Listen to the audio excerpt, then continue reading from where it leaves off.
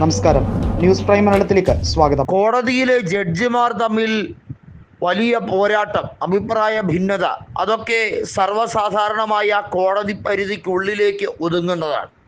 എന്നാൽ സുപ്രീം കോടതി chief ജസ്റ്റിസായ justice Sanjeev ഖന്നയ്ക്കെതിരെ നിരവധിയായ ജഡ്ജിമാർ തിരിഞ്ഞിരിക്കുന്നു.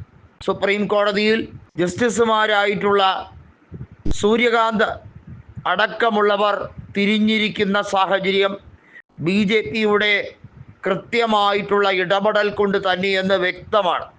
സഞ്ജീവ് ഖന്നയെ തൽസ്ഥാനത്ത് നിന്ന് നീക്കാനുള്ള തുടക്കമാണ് ഇതിൻ്റെ പിന്നിൽ എന്നുള്ളത് BJP നേതൃത്വത്തിൻ്റെ ചില പ്രയോഗങ്ങളിലൂടെ മനസ്സിലാക്കാൻ കഴിയുന്നതാണ്. ഇത്തവണത്തെ ലോക്സഭാ തെരഞ്ഞെടുപ്പിലെ അട്ടിമറി ഉൾപ്പെടെയുള്ള കാര്യങ്ങൾ അന്വേഷിക്കേണ്ടതാണ് എന്നുള്ള ഹർജി നേരത്തെ തന്നെ കോൺഗ്രസ് സമർപ്പിക്കപ്പെടുകയുണ്ടായി. ഇതുമായി ബന്ധപ്പെട്ട വിഷയത്തിൽ നേരത്തെ ചീഫ് ഇലക്ഷൻ കമ്മീഷനായിട്ടുള്ള രാജീവ് കുമാറിനെ ചോദ്യം ചെയ്യണമെന്ന ആവശ്യവും കോൺഗ്രസ് ഉന്നയിച്ചിരുന്നു. ഈ കാര്യത്തിലാണ് അഭിപ്രായ ഭിന്നത നിലനിൽക്കുന്നത്. നമുക്കറിയാം, മുഖ്യ തെരഞ്ഞെടുപ്പ് കമ്മീഷന് കൂടുതൽ അധികാര പരിധി കൊടുക്കാൻ വേണ്ടി 1961 നിയമത്തെ ഭേദഗതി ചെയ്തുകൊണ്ട് ഇലക്ഷൻ ചട്ടങ്ങളെയെല്ലാം കാറ്റിൽ പറത്തുന്ന രീതിയിലുള്ള സഹായങ്ങൾ ചെയ്തു കൊടുത്ത് രാജീവ് കുമാറിനെ രക്ഷിച്ചെടുക്കുക എന്നുള്ളതായിരുന്നു BJPയുടെയും കേന്ദ്ര സർക്കാരിൻ്റെ പ്രത്യേകമായ അജണ്ട. തുടരെ സംസ്ഥാന തെരഞ്ഞെടുപ്പുകളിൽ നടന്ന വൻ അട്ടിമറികളെക്കുറിച്ചും അന്വേഷിക്കേണ്ടതായി ഉണ്ട് എന്ന് ലോക്സഭയുടെ പ്രതിപക്ഷ നേതാവ് രാഹുൽ ഗാന്ധി പറഞ്ഞു. ഇപ്പോഴിതാ സുപ്രീം കോടതി ചീഫ് ജസ്റ്റിസിന് പ്രതിരോധവുമായി രാഹുൽ ഗാന്ധി തന്നെ നേരിട്ടെത്തിയിരിക്കുന്നു. മറ്റുള്ള ജഡ്ജിമാർ എങ്ങനെയെന്ന് തനിക്കറിയില്ല.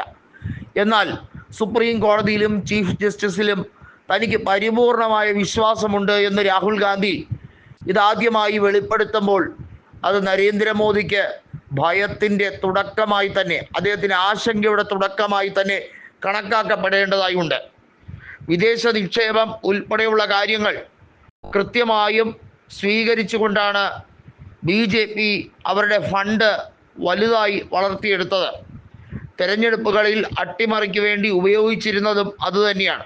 നമുക്കറിയാം, മഹാരാഷ്ട്രയിൽ അവിടെ വിനോദ് താവ്ഡെയുടെ കയ്യിൽ നിന്നും പണം പിടിച്ചു എന്നുള്ളത് വലിയ ആരോപണമായിരുന്നു.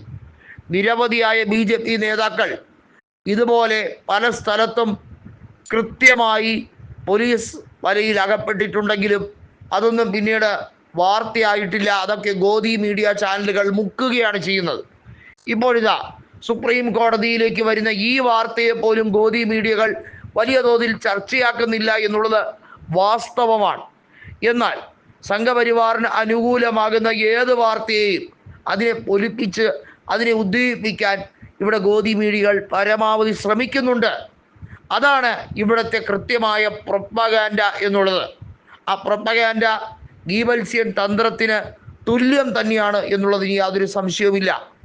സുപ്രീം കോടതി ചീഫ് ജസ്റ്റിസിനെ മാറ്റാൻ അത് കേന്ദ്ര സർക്കാരിൻ്റെ അല്ല, മറ്റ് ജഡ്ജിമാരുടെ അഭിപ്രായ ഭിന്നത മൂലം ഇദ്ദേഹത്തിനെ മാറ്റാൻ വേണ്ടിയാണ് എന്ന് വരുത്തി തീർക്കാനുള്ള ശ്രമമാണ്.